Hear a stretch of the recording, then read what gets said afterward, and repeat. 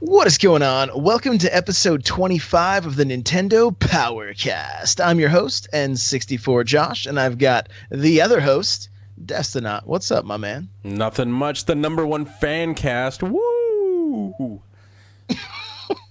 What is going on? Welcome to episode all right. Well, hey, it's Nintendo E3 Direct Day.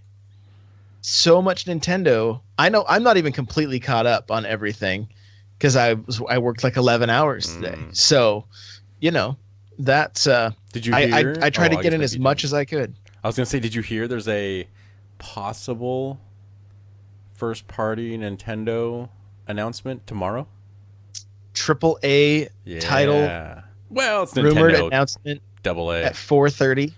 Something like that, yeah. I'm hoping it just has one A and it starts with Animal Crossing. That's what I heard the rumor might be. Someone on Twitter was like, "Ooh, Animal Crossing." So we'll see. Was that Nintendo fangirl that I retweeted? Sure. Was that the one you saw? I don't like to drop names. And then, of course, she had people like, "Why are you trying to spread lies?" Calm down, Twitter. It's predictions. Well, first of all, if you read the fine print, anything you write on Twitter has to be factual. So.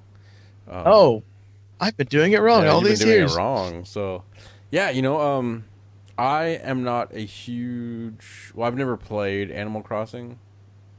I know, shame. Shame indeed. But, if it looks good, who knows? Maybe this will be a good time to start. I have a feeling it will be amazing once it finally comes out. Like, they've only gotten better, so it has the potential. But before we get going too far, guys, this podcast is a product of the lootcave.com, and there you will find a handful of podcasts, the Destiny podcast, PlayStation podcast. You'll also find articles written about different gaming topics, Nintendo, Destiny. I saw recently from Henny in the chat is a Titanfall 2 article. There's also some Destiny like fan fiction. And guys, we are looking for contributors on that site. So if you would like to join the team and become part of something that's we're just growing one day at a time, we'd love to have you come on, do some writing, and be able to promote your stream, your YouTube channel, that kind of stuff. So hit me up on Twitter at N64Josh. The DMs are open. And wide open. So, dude, E3 2017. Nintendo, according to a lot of people, won E3 if you can win. Yeah, I didn't know it was a thing you could win. Like, is there a trophy? I want to see what this trophy looks like. It could be pretty amazing. It's the trophy is found on sales charts that show higher sales numbers than your competitors. True. I guess there's an unofficial winning. But yeah, I think I've heard varying things. Immediately after the PlayStation stream, I jumped into a lot of streamers' channels that were hosting it, and these individuals are I don't want to use the word pro PlayStation, but they do a lot of streaming on PlayStation.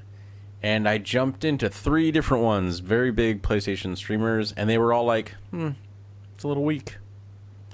So I think they were expecting big things, but maybe because it was maybe like a little bit more of the same. Whereas Nintendo, for Nintendo, it's a brand new console.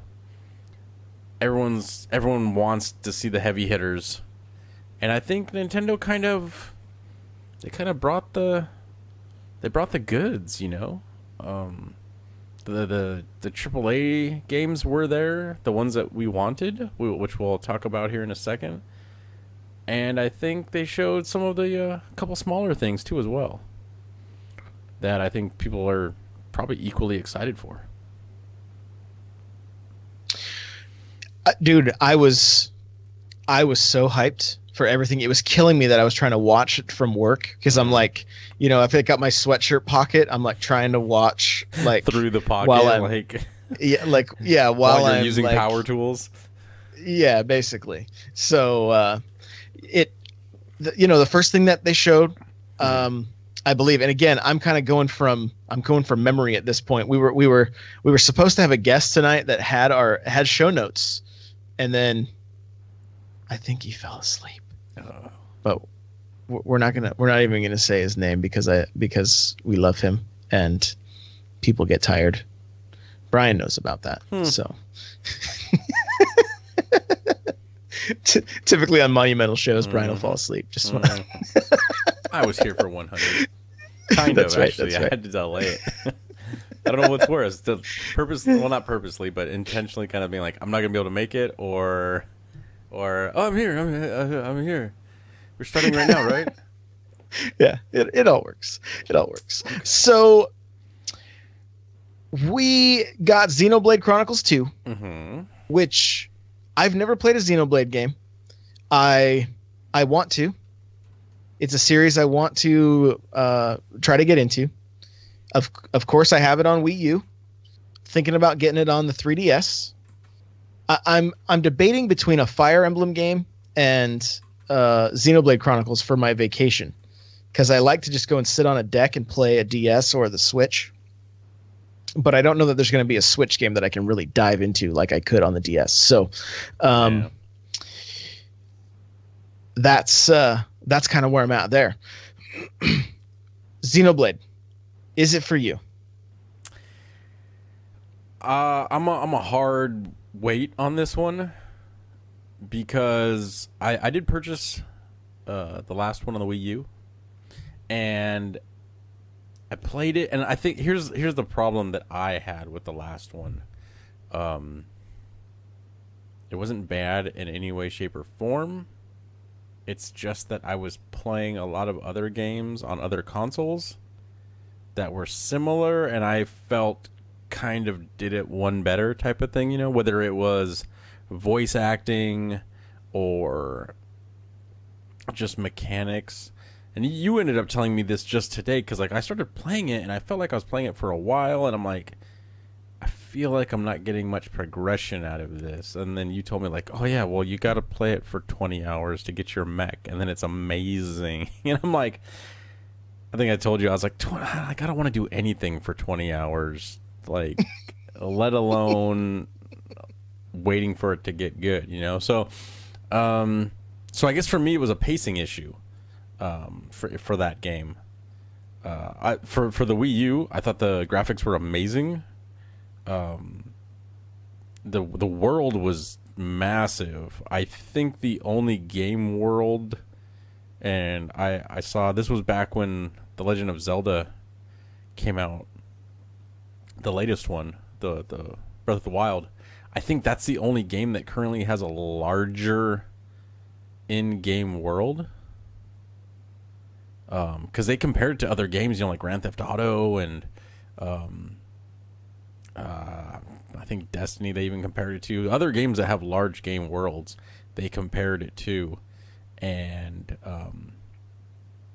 it's huge. I think Breath of the Wild either is just slightly larger than it, or I'm thinking backwards. And it has a larger game world. It's massive. It is massive. So, but I'm going to wait, even though this new one, what I've seen so far, I really like. I'm just not, you know, I need to hear more, you know. I can't give it a, ooh, that's a day one, like some of the other games that we're going to talk about. For me, those are day one purchases. But this one is I need to see. I'm going to hold off on this one. Like I said, it's a definite maybe for me right now. Okay. All right. How about you? What did you think of it? Because like you said, you didn't play the last one? I've never played one. Now, I've never been like a JRPG fan, but I kind of want to get into them. It's just it's the same problem that all gamers have. I think there's so many games. There's so many games, and if you want to invest in one game for a while, like I've been playing some Overwatch recently, and I'm loving that game. I'm having a blast. I've just been going in solo, playing as Tracer, and it's been a ton of fun. But other games then sit on the back burner, right? There's just no way. There's just no way around that. And so, I just don't. I don't know. I'm afraid to dip my toe in the water because I'll probably fall in, and then nobody will see me, and I'll have Cheeto dust all over me, and be like, "I need more JRPGs. Feed me. Feed me, Seymour." Yeah, they can be. They can. They can kind of suck you in. It's not uncommon for those games to be like 200 hours. But as someone mentioned earlier, let me see if I can find it just real quick. Here we go. Captain Logan says JRPG has pacing issues.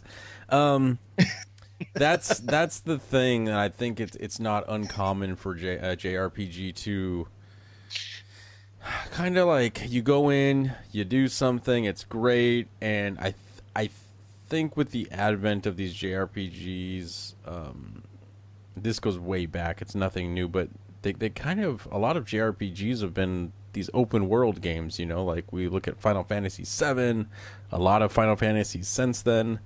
You know, they have these huge worlds, and you get to a point in the story where it's almost like it kind of lets go and it's not holding your hand anymore. But it's kind of like you need to almost grind to level up for that final boss battle. So a lot, and sometimes there's very complex crafting systems. Sometimes there's very complex, like battle systems. So yeah, in my opinion, a lot of JRPGs can be hit and miss. 'Cause like, if you don't like the crafting system, or if you don't like, you know, the way the battle system works, it could be not fun at all. So yeah. We'll just have to see. It looks like Captain Logan says 80 hours later, he comes out of his game room, looks like Gollum. Mm-hmm. Anyone have any fish or Titus? What's it, Titus, precious? Oh my gosh. Take that for production so, right. So I think the next was Kirby, and it looks like they're kind of doing the new Super Mario Brothers thing with Kirby, where you can play like 4 people at once. Now, I'm not entirely sure on this. Again, I was kind of watching out of the corner of my eye, but that's what it looked like. Like you were still going on an adventure, but like the 4 of you, there was 4 of you doing it together, up to 4 players. Again, could be kind of fun, like with the fam on the couch or whatever. You know, it could be something. I've never been a huge Kirby fan.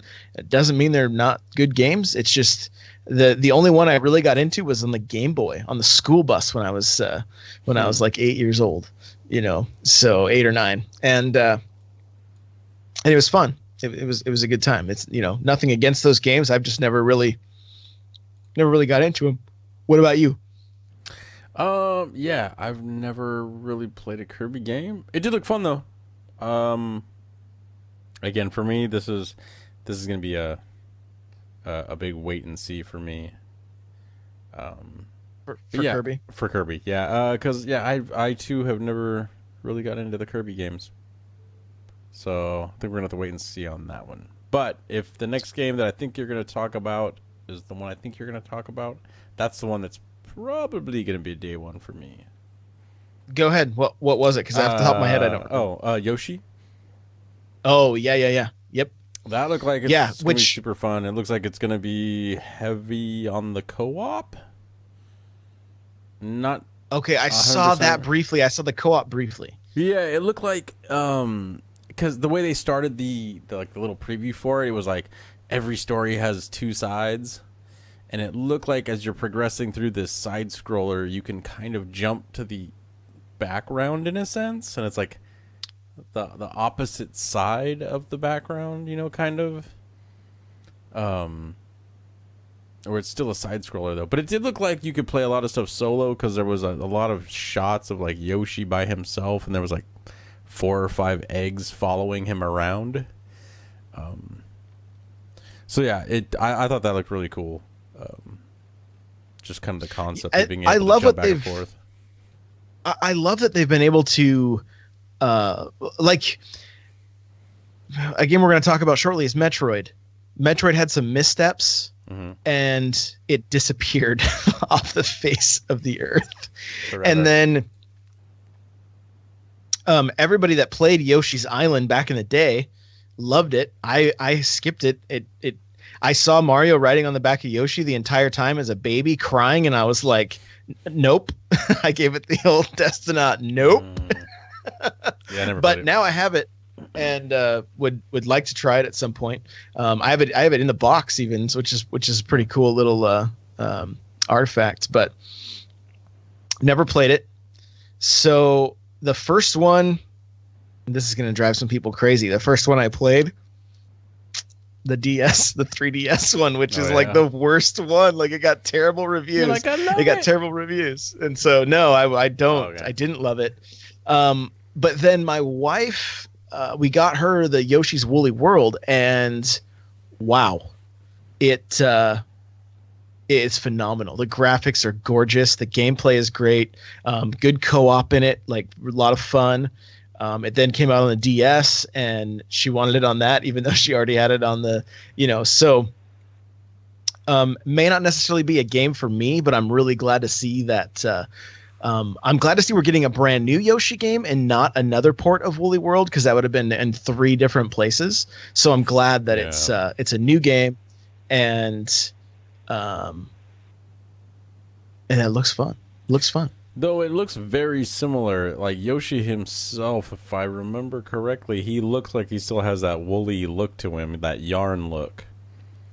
So I'm wondering if this is kind of just, not to say they didn't rework it into its own game, but I wonder if this is stuff like kind of from the cutting room floor, or maybe they created it, because this seems fast. Woolly World didn't come out that long ago.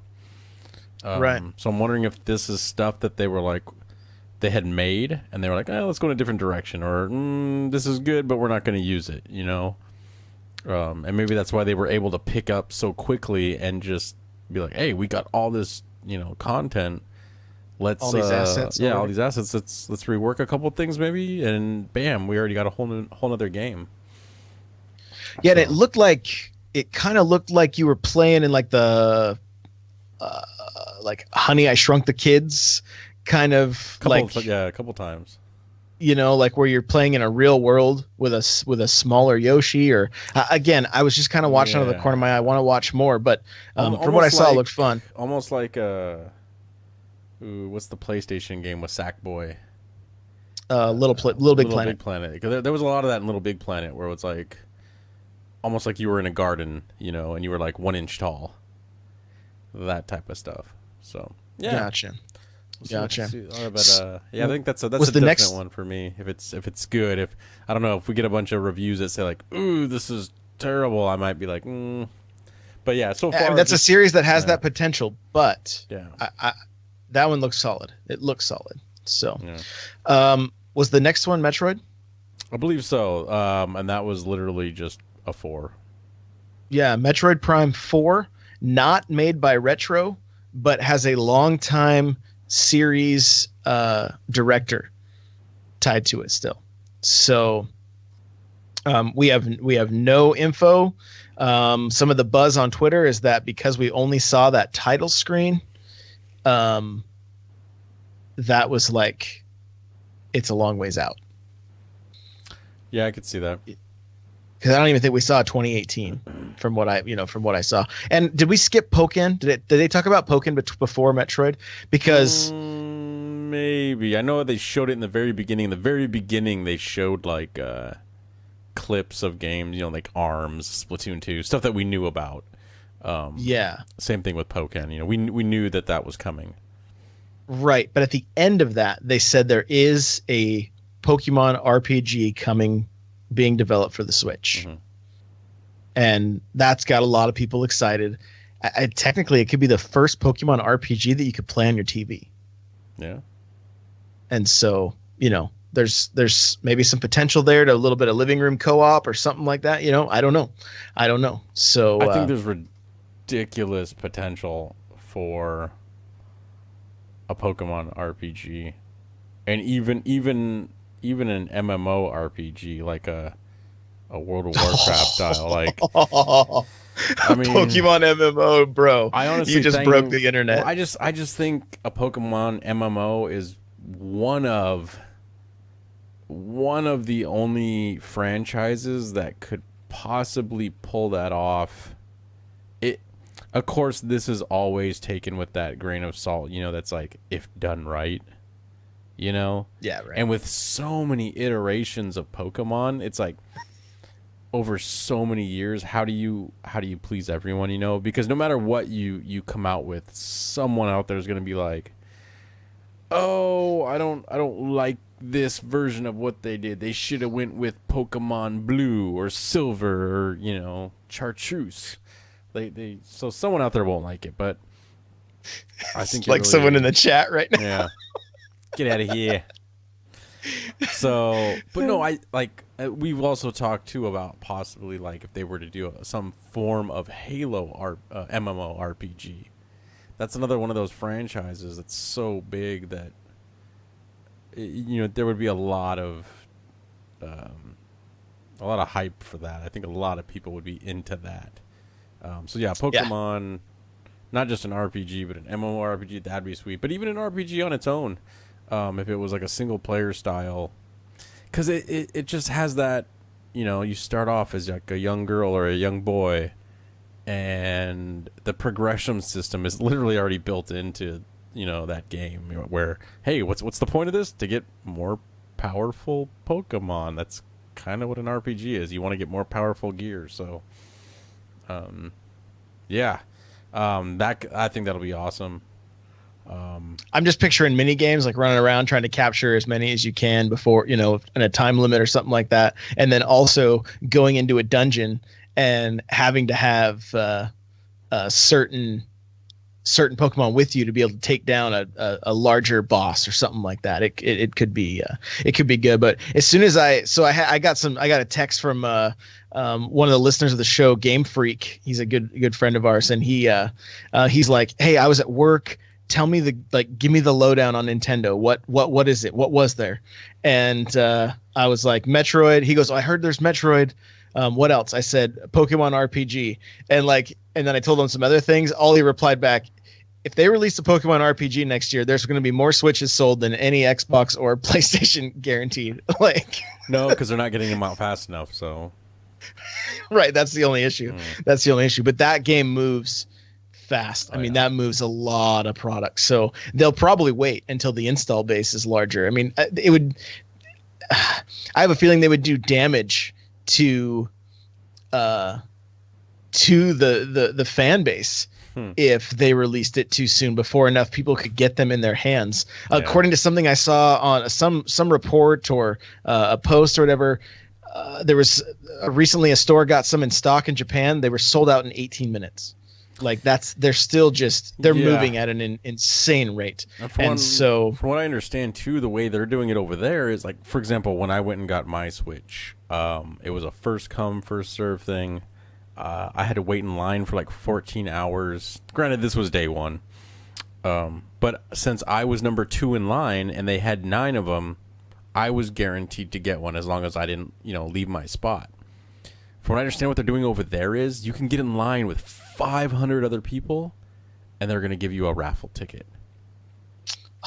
And dude, so it's like you could be the last dude to show up and wait in line for 10 minutes and you could get a Switch. Whereas the other guy that's been there, you know, for 4 days, probably lost his job in the meantime, gets nothing. But hey, you know. There you go. I guess that's their way of being like, hey, it's fair, you know, like. Right. But that's not fair.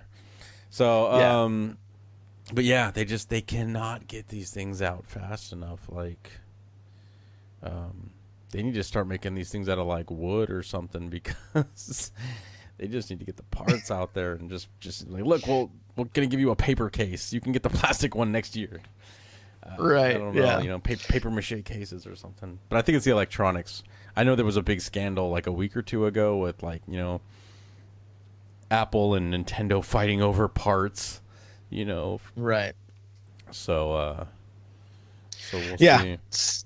Hopefully they start moving them quickly. I haven't seen anything recently like, hey, Best Buy's getting these in stock. It's been a while now since I've seen, and I think since Mario Kart. In Mario Kart, they shipped them in by plane. So if everything's still coming over by boat, it's going to take a while. It's just going to take time. That's just the way it is. So if you're still waiting on one, just be patient and check those websites, those in-stock websites.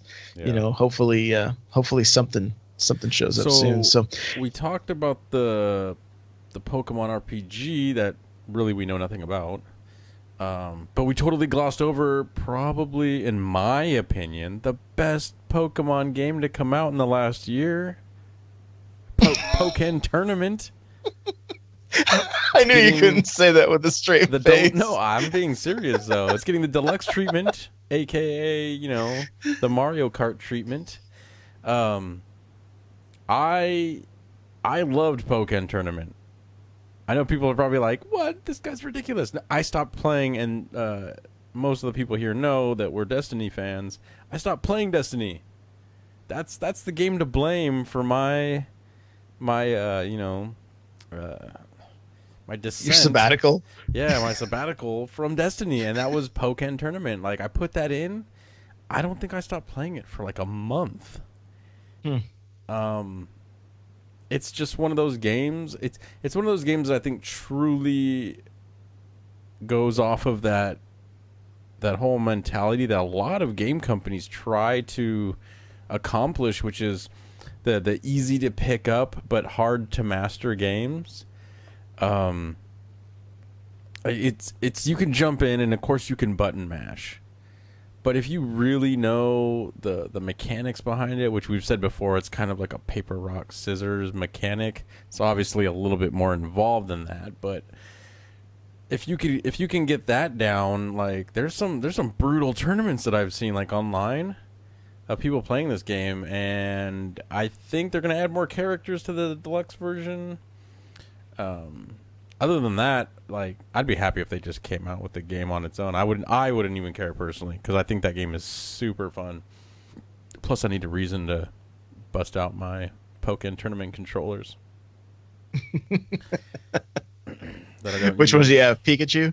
No, I just have two of the original ones. I don't have the Pikachu one yet. Okay. Well, hey, I think before we move on any further with the Direct, there's a few things that worth noting about Nintendo this year at E3. One, they were in every single conference except for PlayStation. Yeah. EA, Minecraft, Xbox. Yeah, Xbox had a Switch built in Minecraft that they showed a very large close-up of. Yeah.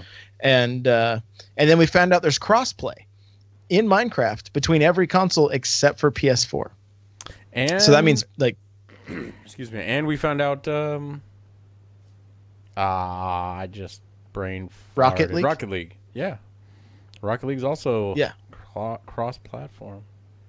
And so what's interesting with this whole cross-platform thing is there's like Mario skin packs for Minecraft that may end up on the Xbox now and on the PC, so that stuff works. I don't know how this is all going to pan out, but pretty cool stuff.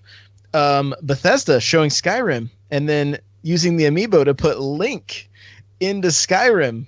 How about that? Did you lose your mind? Or you're like, I'm glad I spent $979,000 on all these amiibo? No, and it's not that I wasn't excited that Link was in Skyrim. It's just I've just played so much Skyrim that I just have lost any enthusiasm for the game. I'm really you don't want to buy it for the 7th time? No, Come on. I don't understand. I probably only bought it once, actually. I don't have it for PC. You think that if you're gonna buy that game for anything, you're gonna buy it for PC. But no, I had it back on the Xbox 360. But that's like a game that just won't die. It's just like, geez, man, like come out with. We got VR. We got a Switch version this year. What is? See, Oblivion was 5, so Skyrim was 6. No, 4 or 5. It was 5. It's like just come out with 6 already. But they did the online one, so maybe they've got a little bit of room, a little bit of wiggle room before they're like, we don't need to come out with 6 right away. This whole online thing seems to be taking off. So yeah, but I thought it was cool. The only thing is, did you notice they didn't show a straight on view of Link's face? Yeah. They showed him from behind. If you go back and watch some of the videos, I think it was more on the Nintendo one. They do show more of the side profile of Link. Oh, he's as ugly as any Skyrim character will ever be. I think Bethesda fans know that they're not really known for their bleeding edge graphics. So, oh my gosh, he looks like old man, just elf Link. He looks very weathered. I can't just can't wait it to on this like podcast, speak dragon with him.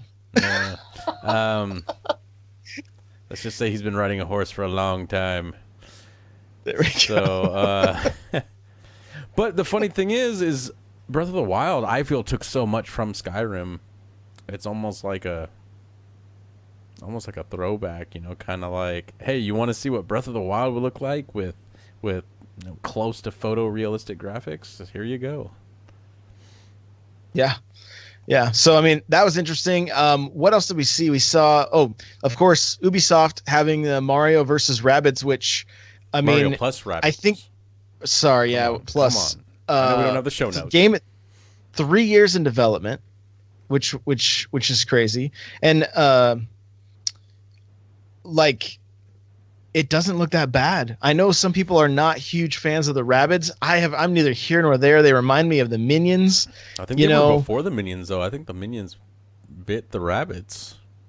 It could have been. It's just that I've never really played that type of game. That kind of like strategy tactics kind of game. Like, I guess it's like XCOM. And everybody I said I've never played that, they were like, "You what?" I was like, I don't know. Sorry, I never played it. It's like free every other week on Xbox Gold, and you don't have it. I thought XCOM was a third-person shooter, so I was like, dude, I got Gears. It's a permadeath RTS, basically. Okay. You can name all the characters your friends, and then they'll die 2 missions later. You'll never get them back. It can be very hard. If you play XCOM on hard, it's brutal. Playing it on normal is brutal. So, yeah, the Rabbids game, I saw it. It I guess it is what it is. To me, for me, the problem is it brings back it pours salt into the Nintendo Wii wound of just shovelware coming at us left and right. And whether this game is like that or not, just seeing it in action, in motion, I get that shovelware vibe from it. Hopefully I'm totally wrong on that, but it's just got a lot of things going against it. It kind of looks like shovelware. 2, it's got Ubisoft's name all over it, which I just have an issue with Ubisoft. They come out strong. They hit hard day one, and then their numbers just drop off, and it's just like, okay. So we'll see, though. It's another wait and see for me. Yeah, I mean, the little bit that I thought about it, I think I'm going to go for it because I've got I don't know. I've got good feelings about that one. And again, it may be something that it doesn't pull me in, and that's fine. But after watching them play it again today on the Treehouse, I was like, okay, I think I understand this game a little bit better. You can kind of do some combos. I've kind of enjoyed the art style of it, and listening to the story, how they modeled Mario by themselves. Like, they didn't get sent anything. They modeled it all. Miyamoto was like, hey, do what you want, just don't make a running jumping game, and so, kind of interesting choice. I mean, would we have preferred Mario plus Ghost Recon or Mario plus Rainbow Six? I don't know. I was thinking about some of their other, Mario plus Assassin's Creed or what kind of look up on YouTube, type in Super Mario Brothers Call of Duty. There's a 2-hour live action movie of Mario's like a plumber, and it's him and Luigi, and I think like Bowser attacks. Everyone's wearing like tactical gear. Toad is like who was the Asian guy from the second Matrix movie that was like the total badass like ninja guy. I know what you're talking about. Yeah, I don't remember the protecting the Oracle. Yeah, it's like Toad is like him. So, and then it gets super Call of Duty, like throughout and it's a long movie. I want to say it's like an hour and a half, hour 45 minutes. Interesting. It's super. It's the Mario movie we always wanted. We just didn't know it. It's the one we wanted, but the one we don't deserve. Something like that. Yeah. Does anybody miss the Hopkins one? The tennis. Nobody does. Nobody does. So Steep is also coming to the Switch from Ubisoft. Like, they seem to be really on board with Nintendo, which is great. I mean, it's just great to have some third-party support. I mean, the fact that, like, it's been years since we've seen anything other than like Just Dance. Ugh. And that game's still going strong. I think that game still comes out on the Wii, but how is a dance game come out on a Switch? Are you holding like the Joy-Con and or tape one to your foot? Like, how does it track the motion? You can use your phone. Like, there's an app on your phone that you can use. Honestly, this is kind of funny. Those games are the biggest hit. The very first Just Dance is played every year at our New Year's Eve party. Like, an entire living room of people playing in this 100-year-old house, and the entire thing shakes. I'm just waiting for everybody to fall through the floor. But you put on Cotton Eye Joe, and that place goes nuts. And nobody's holding the remote. Everybody's just dancing. So, it's just a good time. It's a good time. My kid, especially my daughters, they love playing those games. And so. But yeah, I think you can hold a Joy-Con, and it will. Okay. I'll take your word for it. Do the motion. Yeah, even my little niece, who's 4, we recently let her borrow our Disney Just Dance, and she went through the entire playlist. And my sister-in-law's like, "This is the best babysitter ever." Like, she dances till her little heart's content. So, I mean, those games are for they're for some, and they're either you either like them or you don't. That's kind of where it's at, but. But it's just good to see all of that support from these third parties. EA bringing FIFA, which is a huge title. Bethesda bringing Skyrim, which there may be some people that never.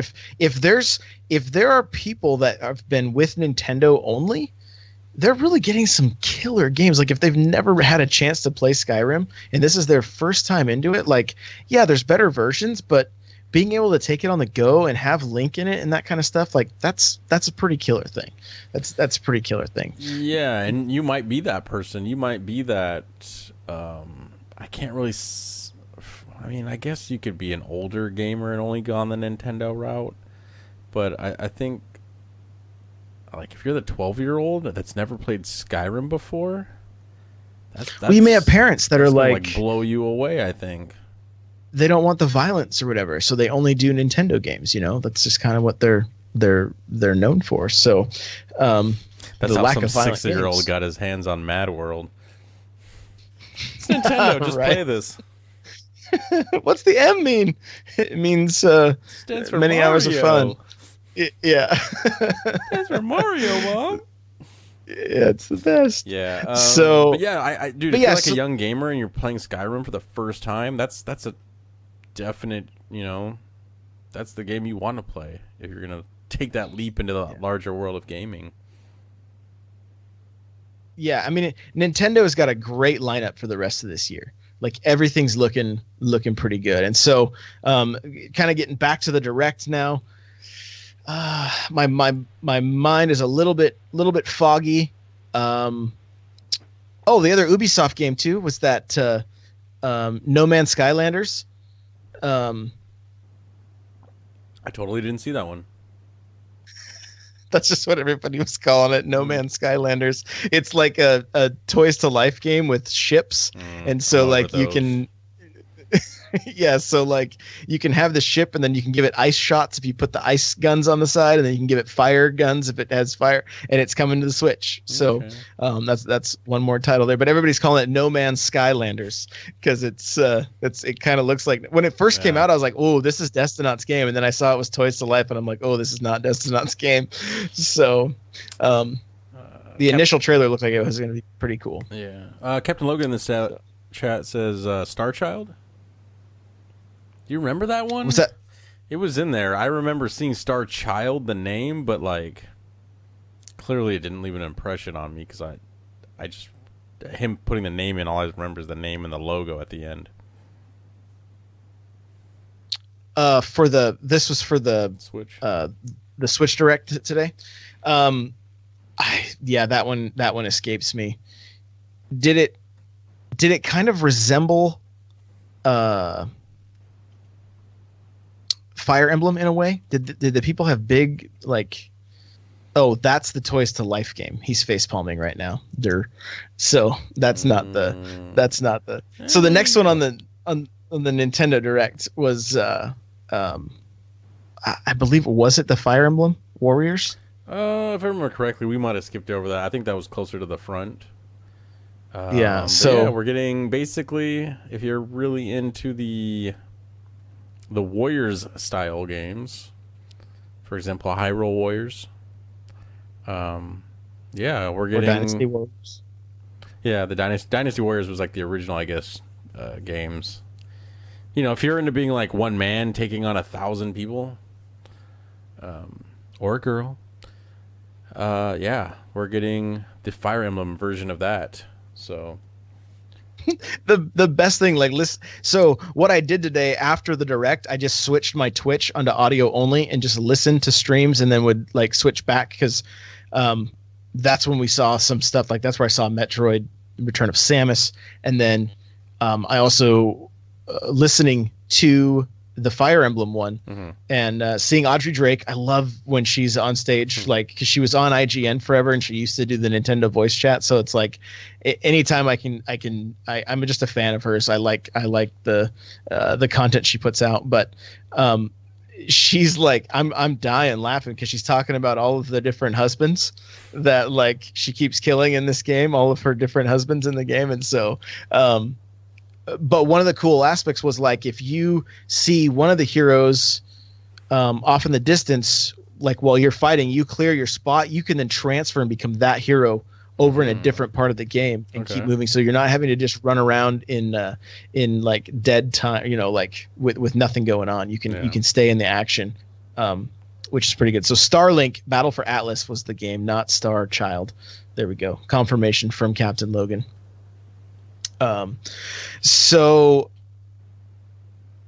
Anyway, I'm kind of looking forward to that one. It makes me sad listening to people talk about the Fire Emblem and the different characters, and I'm like clueless on the lore. I know very little about it, and I'm like, oh, I want to know this stuff. So, I talked with one of the streamers, Cheriona, recently. He was streaming, the latest one's called Echoes, I believe, Fire Emblem Echoes, and kind of just picking his brain about that game and trying to get into it. But like I said, I have Awakening and I'm so lost, and he told me to go back to the Game Boy and play some of those games, so they're not very expensive on eBay, so I might pick that up. You make it sound like it's like, go back to the Game Boy, you scrub. Right, yeah, that's kind of how the Game it was. Boy.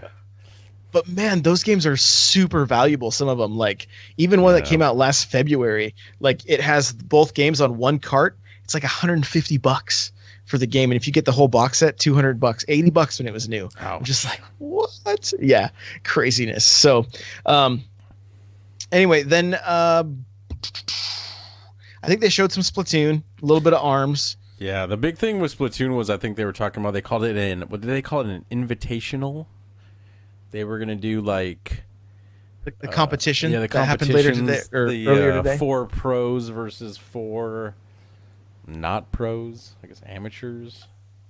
Yeah, I don't know. I listened to most of that, and I loved hearing just the commentary and listening to just the excitement and the strategy and everything. It really piqued my interest for Splatoon a lot more. Because it seemed like there was just it could be a pretty involved game and be pretty awesome if you put a team together and I mean, I know you said played it. You didn't like the original Splatoon because yes, it was a shooter, but it wasn't a traditional shooter in that, you're rewarded for headshots or, how many people you can kill during a match. Splatoon is more based on, if you've never played it, you have a character, your character has multiple different weapons that can shoot ink.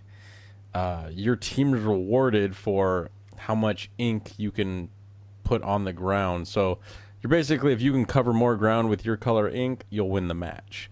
There is some merits to killing other team members, because if you think about it, if you're killing the enemy, they're not putting ink on the ground. There is that delay of they have to restart, reset, then get back out on the battlefield. So, killing the opponent does have its place, but if that's all you're doing, you have to coordinate with your team. Like, look, I'm gonna go after those guys, but that means you have to kind of hang back and focus just on throwing ink down on the ground.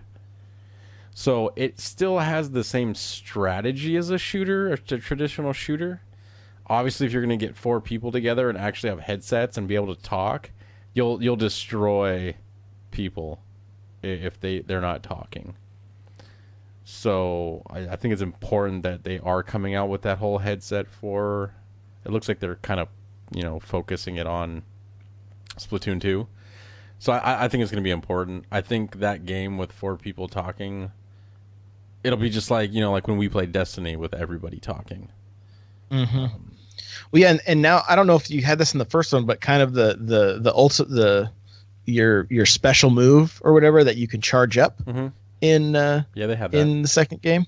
It was in the first one as well, and it just looked like there was really a strategy of like they would get a sniper up to a high point, and he would be sniping, and then you would just try to cover as much ground and take guys out as best you can, and then it was like this push near the end where it was like there's 3 seconds left, everybody hit your super, and just paint as much as you can. And then some of these matches were really close, like 51-48 and that kind of stuff, so it seemed like it could be a really fun game. So it really did it kind of sell me on the game a lot more, which is a good thing.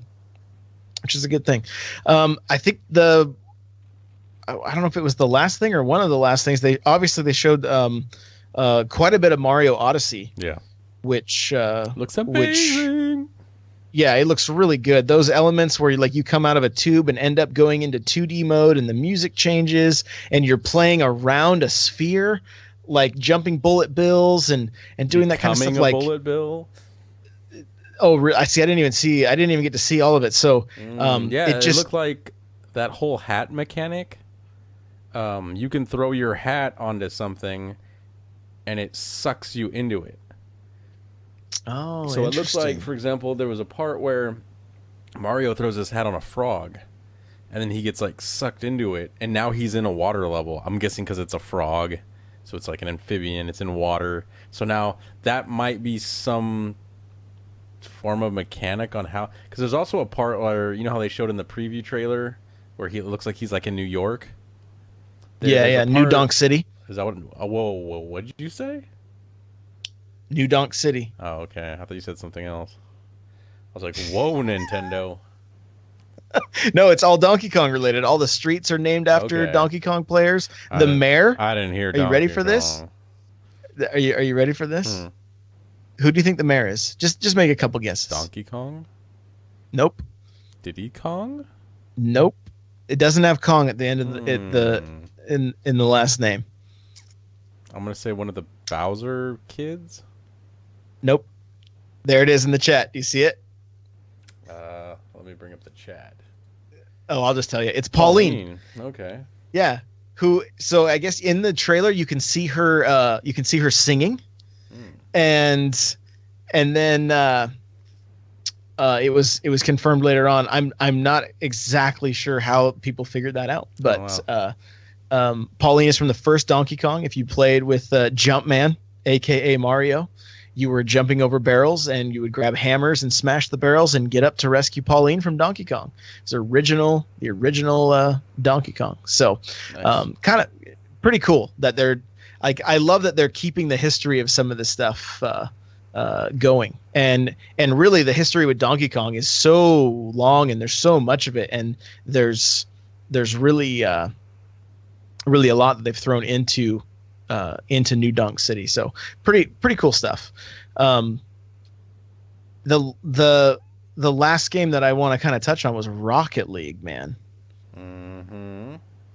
Like that was like a pipe dream, like, oh, Rocket League would be so good, but it is so good. And not only that, it's cross-play with Xbox and PC. So I can literally sit in my living room, have my screen on the Switch. My kids can be playing Xbox. We can all be in the room together.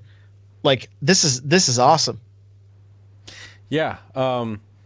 It kind of goes back to, I'll mention this again because not everyone was there for the last one. During our Destiny podcast, we kind of talked about this briefly, but I really like the direction most of the gaming industry is going right now with a few things. For example, this Rocket League, and what did we also talk about a second ago? That's crossplay. Minecraft. Yeah. So it almost seems like, let's just use, we're talking about Rocket League, so let's just use that. If I want to go home and play Rocket League, I'm sitting in my living room, buddies call me up, hey, let's play Rocket League. I'm sitting in my living room. I can fire up my Xbox. I can play some Rocket League. I can then come into my office. Let's say the wife's in there watching TV. I can't play Rocket League, but everyone's playing Rocket League. Oh, wait, I'm sitting in front of my computer. I can fire up Rocket League. On the flip side, let's say I'm out somewhere. I'm at grandma's house. I can fire up Rocket League. If these three companies, and I say company, I guess slightly loosely, because we got Nintendo, we got Microsoft, and we've got the PC, which obviously can be multiple companies, but obviously it's Microsoft in most regards. If these three companies keep this up, and I think more developers kind of jump into this, we could be getting games that are playable on all three platforms. So in this regards, a lot of people say like, oh, Microsoft, why don't they come out with a handheld? What if they don't need to come out with a handheld because Nintendo's got that covered? And anything I can play on my Xbox, I can then play on my Nintendo Switch.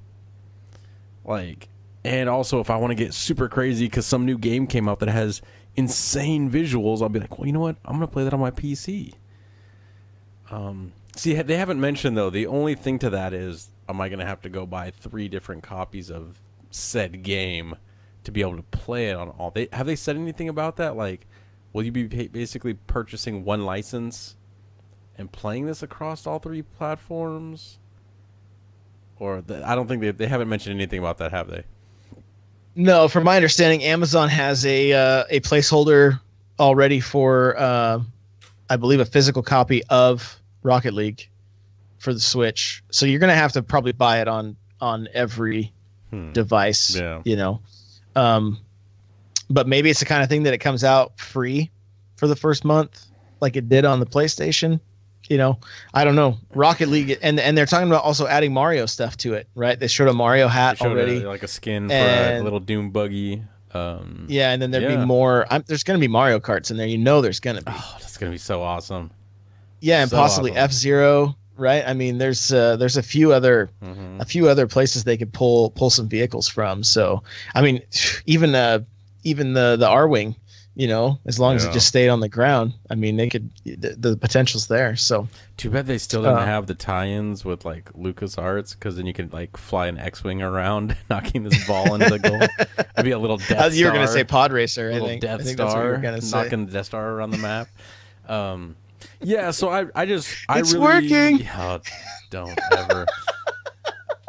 So I like the direction that some of the gaming industry is going into, which is this whole cross-play. Sony doesn't seem to be playing along right now for they've said some reasons why, but I think a lot of people are like, whatever. Like, this is just them kind of being on top of the world right now and having no. I understand it from a business perspective. They have no reason to like need to team up, but who knows? Maybe this is where Sony's gonna be pushed into a corner if you got 3 competing consoles in a sense, kind of gunning for you. The enemy of my enemy is my friend. Hey. Da-da-da-da. Yeah, Sony's gonna get Sun Tzu'd here. So you never know. I mean, who knows? Who knows how far it'll go? I would love it to go like super.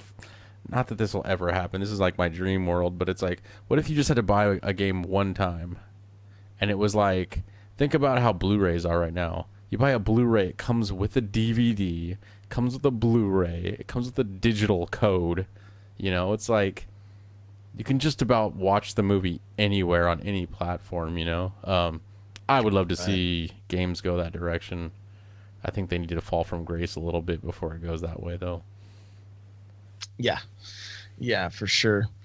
And you know, they're pushing, and maybe digital purchases will help that become more of a thing where you can transfer your license or whatever. And that's just crazy to think of transferring a license between a Switch and an Xbox, though. It's just, that's mind boggling to me. I wonder if this was, didn't we hear a little while back that Nintendo and Microsoft were talking and no one knew why? So this is probably the results of that, you know, Minecraft and well, and Rocket League is already cross play with PC and Xbox, I believe. PS4 and PC, I believe. Is that what it is? Yes, I don't know if Xbox was lumped in with that, except for maybe like what you just mentioned, Xbox and PC. But originally it was PS4 and PC. This was back when it was like not even on Xbox. Oh, right. So the last thing I want to really touch on is Metroid Return of Samus. Mm-hmm. Wow. This is, I mean, I'm literally getting exactly what I wanted. I wanted a 2D side scroller on the 3DS, and I wanted a Prime first person. Well, we don't know. I mean, we assume it's first person on the Switch, and that's basically what's happening. And I could not be more hyped for this game. Did you get to see any of it at all? Just a couple screenshots. Oh no, I take that back. I saw a video where they were showing Samus and like she was shooting, and you were able to kind of rotate the gun while she was standing in place. Yeah, so you can rotate more than just, because you know how Super Metroid was, where you could hit the trigger on the Super Nintendo and you could angle at like a 45, and then you could also shoot straight up. This is going to be full rotation. If an enemy gets close to you, you can melee it back and it stuns it, and then you can shoot it now. And